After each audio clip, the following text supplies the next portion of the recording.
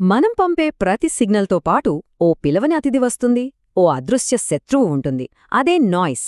Communication అయినా, electronics అయినా ఇది మనం ఎదుర్కోక తప్పని ఒక ప్రాథమిక సవాలు. సో ఈరోజు మనం ఆ శత్రువుని ఎలా అర్థం చేసుకోవాలి, ఎలా విశ్లేషించాలో తెలుసుకుందాం.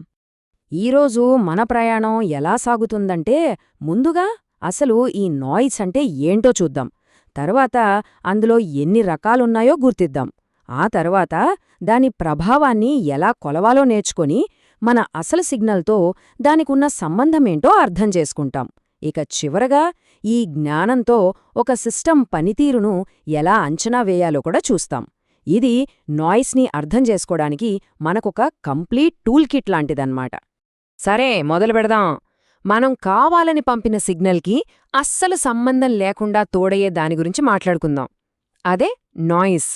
అసలు ప్రతీ సిగ్నల్కి ఈ కనిపించని శత్రువు ఎందుకు వెన్నంటే ఉంటుందో ఇక్కడ మనం చూస్తాం. సమస్య ఎక్కడ మొదలవుతుందంటే ఇక్కడే. మనం ఓ స్పష్టమైన సమాచారాన్ని పంపాలనుకుంటాం, కానీ అది ప్రయాణించే దారిలో ఓ అవాంఛిత ర్యాండమ్ వేవ్ ఫామ్తో కలిసిపోతుంది. ఆ అవాంఛిత సిగ్నలే నాయిస్. మన అసలు మెసేజ్ని, ఈ చెత్తని వేరు చేయడమే ఇంజనీర్లు ఎదుర్కొనే అతిపెద్ద సవాళ్లలో ఒకటి. సో టెక్నికల్గా చెప్పాలంటే నాయిస్ అంటే ఏంటి? సింపుల్. ఇది మనకు వద్దనుకున్న ఒక ర్యాండమ్ వేవ్ ఫామ్. ఇది మన అసలు సిగ్నల్కు అడ్డుపడి సిస్టమ్ పనితీరును దారుణంగా దెబ్బతీస్తుంది.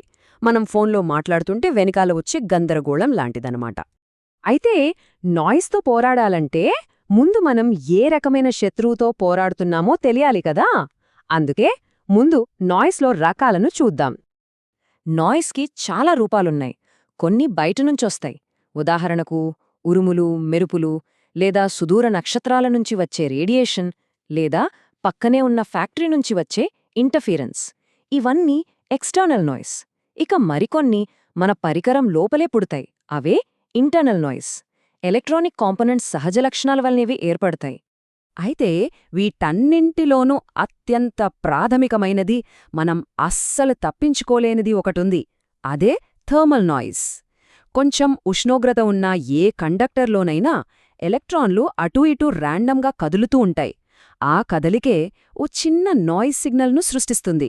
అంటే స్విచ్ ఆన్ చేసిన ప్రతి ఎలక్ట్రానిక్ పరికరంలో ఈ నాయిస్ ఉన్నట్టే లెక్క. ఈ థర్మల్ నాయిస్ అనే కాన్సెప్ట్ను మనం ప్రాక్టికల్గా చూస్తే, ఈ చిత్రం చూడండి. ఇది ఒక మామూలు రెసిస్టర్ని చూపిస్తుంది, కానీ దాని లోపల ఓ చిన్న నాయిస్ సోర్స్ కూడా ఉన్నట్లుగా మనం ఊహించుకోవాలి. అంటే అర్థమేంటి? ప్రతి రెసిస్టర్ కేవలం కరెంటును అడ్డుకోవడమే కాదు, సిస్టమ్కి కొంచెం నాయిస్ను కూడా జతచేస్తుందన్నమాట. మరి ఈ నాయిస్ పవర్ ఎంతుంటుంది? ఇంట్రెస్టింగ్గా అది రెండు విషయాలపై ఆధారపడి ఉంటుంది. ఒకటి ఉష్ణోగ్రత, రెండు రెసిస్టెన్స్. టెంపరేచర్ పెరిగినా, రెసిస్టెన్స్ పెరిగినా నాయిస్ పవర్ కూడా పెరుగుతుంది. అందుకే చాలా సెన్సిటివ్ పరికరాలను వీలైనంత చల్లగా ఉంచడానికి ప్రయత్నిస్తారు. ఇది ఎలక్ట్రానిక్స్ ప్రపంచంలో మనం దాటలేని ఒక భౌతిక పరిమితి. సరే, నాయిస్ ఉందని మనకు తెలుసు. అది ఎక్కడ్నుంచి వస్తుందో కూడా చూశాం. అయితే దాని ప్రభావాన్ని మనం నంబర్ల రూపంలో ఎలా కొలుస్తాం? దాని పవర్ మరియు వోల్టేజ్ను ఎలా లెక్కించాలో ఇప్పుడు చూద్దాం. ఎక్కడో ముఖ్యమైన విషయం ఉంది. నాయిస్ అనేది పూర్తిగా ర్యాండమ్. అంటే దాని విలువ క్షణక్షణానికి అనూహ్యంగా మారిపోతోంది. ఇది అచ్చం సముద్రపు అలల్లాంటిది. ఫలానా సెకనుకు అల ఎంత ఎత్తుందో చెప్పడం కంటే ఆ అలల సగటు శక్తి ఎంతుందో చెప్పడం ఎక్కువ ఉపయోగపడుతుంది కదా. అలాగే నాయిస్ ప్రభావాన్ని దాని సగటు పవర్ ద్వారా కొలుస్తాం. అయితే ఇప్పుడు మన మదిలో ఓ ప్రశ్న వస్తుంది. ఎంత నాయిస్ ఉంటే మరీ ఎక్కువైనట్టు? ఎక్కడ మనం ఒక గీత గీయాలి? ఆ ప్రశ్నకు సమాధానమే సిగ్నల్ టు నాయిస్ రేషియో, లేదా సింపుల్గా SNR. కమ్యూనికేషన్ ప్రపంచంలో ఇది చాలా చాలా ముఖ్యమైన కొలమానం. సిగ్నల్ టు నాయిస్ రేషియో అంటే ఏంటి?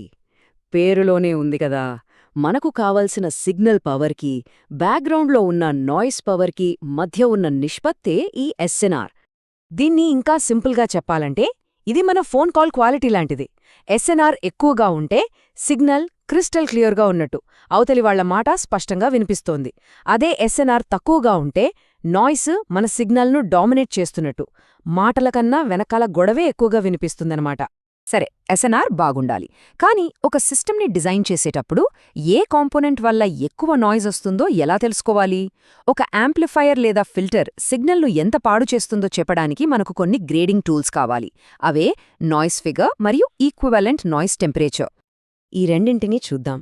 నాయిస్ ఫిగర్ అంటే ఎఫ్ అనేది ఒక రేషియో అన్నమాట. ఒక కాంపోనెంట్ సిగ్నల్ నాణ్యతను ఎంత తగ్గించిందో ఇది చెబుతుంది. అసలు నాయిసే లేని ఒక ఐడియల్ కాంపోనెంట్కి దీని విలువ 1 ఉంటుంది. ఇక ఈక్వివలెంట్ నాయిస్ టెంపరేచర్ ఇది కొంచెం విభిన్నంగా ఆలోచిస్తుంది. ఒక కాంపోనెంట్ ఎంత నాయిస్ యాడ్ చేస్తుందో దాన్ని ఒక ఉష్ణోగ్రత రూపంలో చెబుతుంది. ఐడియల్ కాంపోనెంట్కి ఈ టెంపరేచర్ 0 కెల్విన్ అంటే అబ్సల్యూట్ 0. ఒక సిస్టంలో చాలా భాగాలు ఒకదాని తర్వాత ఒకటి ఉన్నప్పుడు ఏం జరుగుతుందో ఈ చిత్రం మనకు స్పష్టంగా చూపిస్తుంది. ప్రతి స్టేజ్ సిగ్నల్ను పెంచుతుంది, కానీ అదే సమయంలో కొంచెం నాయిస్ను కూడా జతచేస్తుంది. ఆ నాయిస్ తర్వాతి స్టేజుల్లో ఇంకా యాంప్లిఫై అవుతుంది. ఇక్కడ అసలు విషయమేంటంటే మొత్తం సిస్టమ్ పనితీరును మొదటి స్టేజ్లోని నాయిసే ఎక్కువగా ప్రభావితం చేస్తుంది. అందుకే రేడియో రిసీవర్లలో మొదటి యాంప్లిఫైయర్ వీలైనంత తక్కువ నాయిస్ని కలిగి ఉండటం చాలా ముఖ్యం.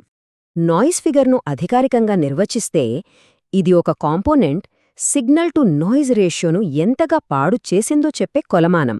దీని ఫార్ములా చాలా సింపుల్. ఇన్పుట్ దగ్గర ఉన్న ఎస్ఎన్ఆర్ని అవుట్పుట్ దగ్గర ఉన్న ఎస్ఎన్ఆర్తో భాగిస్తే వచ్చేదే నాయిస్ ఫిగర్.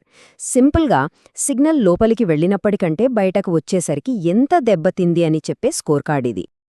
మనం ఈ విశ్లేషణ మొదలుపెట్టిన చోటికే మళ్ళీ వస్తున్నాం. ఈ ఒక్క వాక్యం మొత్తం విషయాన్ని సంగ్రహిస్తుంది. నాయిస్ అనేది మన మెసేజ్కి అడ్డుపడి సిస్టమ్ పనితీరును పరిమితం చేస్తుంది. ఇది మనం గుర్తుంచుకోవాల్సిన కీలకమైన అంశం.